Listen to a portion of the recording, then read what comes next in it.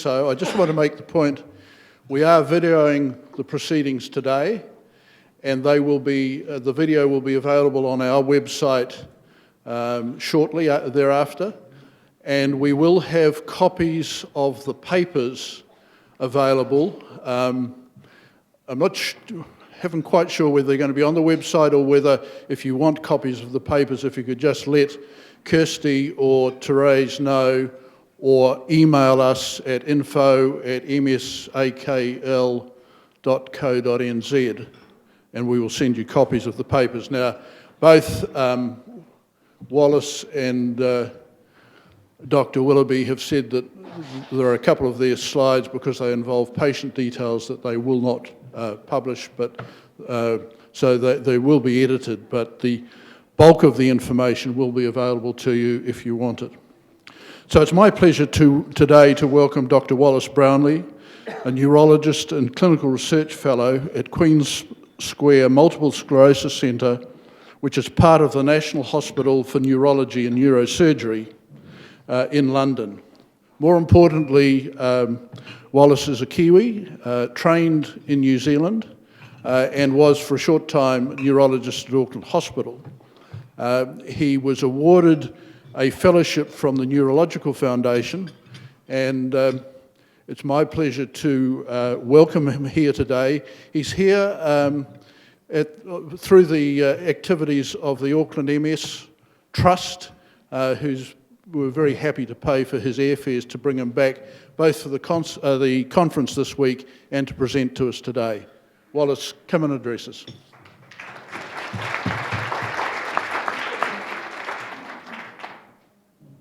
Okay, well, it's a great pleasure to be here back in my hometown, and I just want to say thank you to MS Auckland for making this possible. It's also nice to see some familiar faces in the audience, and I look forward to catching up further over lunch.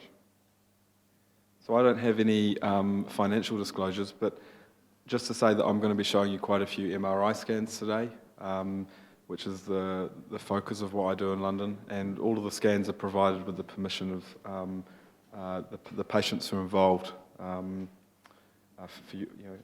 your education. So, just a little about me. I'm an Auckland boy, and I went to the Auckland Medical School. After finishing university, I did my junior doctor years in the Hawke's Bay and returned to Auckland to do neurology training. And really, I came into neurology because I was actually interested in looking after people with stroke, and I had some mentorship from Ernie Willoughby, who's here today and you'll be hearing from later, and Jennifer Pereira, which really stimulated my interest in this very, very exciting field. And at the moment I treat multiple sclerosis, and in the future I'll be curing it. So I think it's a great thing to be involved with, and it's on that background that, with the support of the Neurological Foundation in New Zealand, the VJ Chapman Fellowship, I was able to leave Auckland for a period in London at the Queen's Square Multiple Sclerosis Centre. Now, there's quite a history of New Zealanders doing clinical MS work and MRI research at Queen's Square. So this man here, Professor Ian MacDonald, he left New Zealand in the 1960s for the National Hospital, and was a real pioneer in our field of multiple sclerosis, but particularly MRI. And my supervisor, David Miller, shown here, he left Wellington in the 1980s for Queen Square, and again has really pioneered the field of MRI. Unlike these two, I intend to return. My time in London is temporary, I hope. Now, MRI research at Queen Square started in the 1980s, and this is a very grainy picture of one of the first MRI scans they did there in 1987. And really over almost 30 years now, research from Queen Square using MRI has provided very important insights into multiple sclerosis, particularly into the diagnosis of MS, which I'm going to discuss more in a second, but also insights into early pathological processes. So MRI is not like a microscope where you take a piece of the brain or the whole brain out. We're getting pictures of what's going on in the brain as it's happening in real life. Another really important part of the work that's been done is to really establish MRI as a measure for clinical trials. So MRI measures are now very much established in relapsing remitting MS and have allowed us to develop all those new treatments that Simon broadly discussed this morning. And I'm going to touch on later in my presentation how MRI is also helping us develop new treatments for progressive forms of MS also, which is an area of real need. Now, before MRI,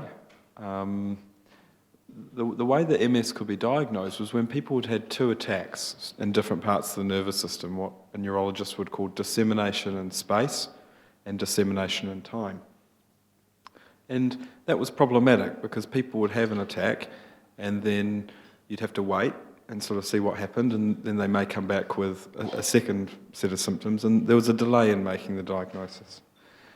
We could do some other tests. We could do a lumbar puncture looking for inflammation in the spinal fluid, or what's called evoked potentials, where we look for demyelination in the eye or in the nerve supply in the arms and legs.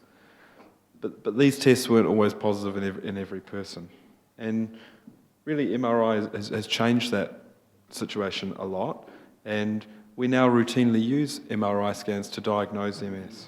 And those criteria are named after the Kiwi Ian MacDonald, who I mentioned at the beginning of the presentation. And they set out criteria for using MRI scans to make the diagnosis, both in people who have had only a single attack, what we call a clinically isolated syndrome, so at the time of the very first symptoms, but also primary progressive MS, which accounts for 10 to 15% of people with MS, and is really quite a lot more difficult to diagnose than the relapsing forms of MS. I'm not sure who to talk to, so I think I'll spend half my time pointing in this direction, half in this direction. So we'll start with you guys, but these are the typical lesions that you see in MS here, what's called a periventricular lesion, and here a juxtacortical lesion, meaning beside the grey matter, and an enhancing lesion, a lesion that lights up after we give dye into a vein, and this is an area of active inflammation. Now, in someone that's got compatible symptoms with MS, if they've got these changes on the MRI scan, then we're able to make the diagnosis of MS. We had a look at this last year, and what we found is that if you wait for that second attack to occur, then the average time to making a diagnosis of MS is about 24 months or 2 years. But if you use an MRI scan, you can diagnose MS much sooner. Your turn, guys. So this is the blue scan if you just go purely based on people's clinical symptoms. But in the orange here, our most recent criteria for diagnosing MS, you can actually diagnose MS within 6 months. So we've been able to reduce the time to diagnosis of MS by 18 months by using MRI. So I think that's really significant. And I think an early diagnosis of MS is really important. Firstly, it's important because it gives an explanation to people with worrying symptoms. They're not sent away from a neurologist's office, I hope, with uncertainty as to what's causing their problems. It also allows for a timely discussion about the nature of MS. And finally, and increasingly, it's allowing us to make decisions about starting disease-modifying treatments, as we heard earlier from Dr. Broadlee. So MRI is the key investigation in terms of diagnosing MS, and it's allowed us to make the diagnosis substantially sooner. Now, diagnosis is important, but what people want to know when I diagnose them with MS is what the future is going to hold. What are they going to look like in 5 years, 10 years, 15 years, 25 years from now? And unfortunately, MRI, as we use it today, only gives us very limited insights into what the future might hold. Now, these are two people who I've followed up as part of my research study. and I'd just like to share their stories with you. So the person on the left, well, they're both two women who had an attack of optic neuritis in their 30s, a very, very typical way for MS to start. And that was back in 1997. I should say that they had very, very similar MRI scans, so I hope there's not any radiologists in the audience, otherwise I'd be more nervous than I am at the moment. But as you can see, they've got very, very similar looking scans here. They've got exactly the same number and exactly the same volume of lesions on their MRI brain scan. They've got the same symptom, optic neuritis in the right eye, and they're pretty much the same age. Now, when I saw these two women last year, 17 years after that very first symptom, they'd had very, very different experiences. So the person on the left now has secondary progressive multiple sclerosis, and she had a number of relapses after the optic neuritis, but with time the course of her MS changed to one of slow, gradual progression over time. She's now got an EDSS score of 6.5. We heard about the EDSS before. It's a way that we rate disability in MS. Someone with an EDSS score of 6.5 has rather a lot of troubles with their walking. They usually walk with a walking frame or with two sticks, and this woman can walk about 20 metres at a time. She's a pharmacist and she's medically retired. The person on the right had a similar early course, so a number of relapses from 1997 to 2002, but then since then everything's been largely okay.